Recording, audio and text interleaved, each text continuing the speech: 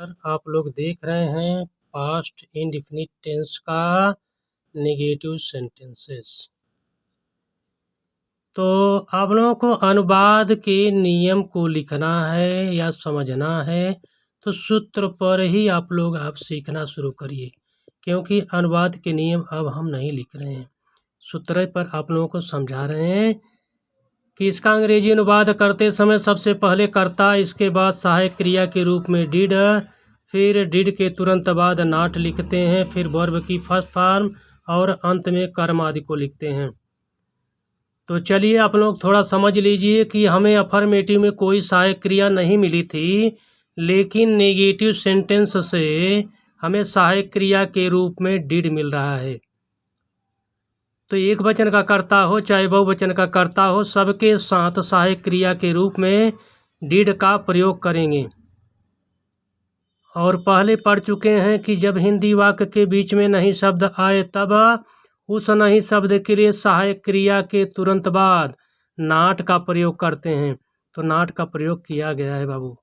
चलिए उदाहरण के माध्यम से हम लोग समझते हैं। सबसे पहले आप लोग क्या करिए, कर्ता कर्म क्रिया अलग कीजिए। कर्ता क्या है, दे माने वे, स्कूल माने विद्यालय कर्म, फिर जाते क्रिया। तो चलिए सूत्र के हिसाब से मान रख दीजिए।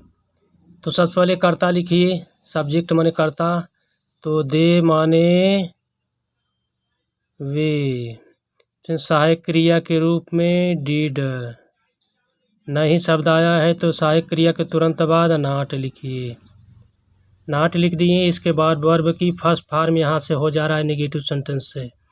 तो गो माने जाना, इसके बाद को शब्द छिपा है तो टू, इसके बाद ऑब्जेक्ट लिखने के लिए करत ऑब्जेक्ट के रूप में विद्यालय है तो स्कूल माने विद्यालय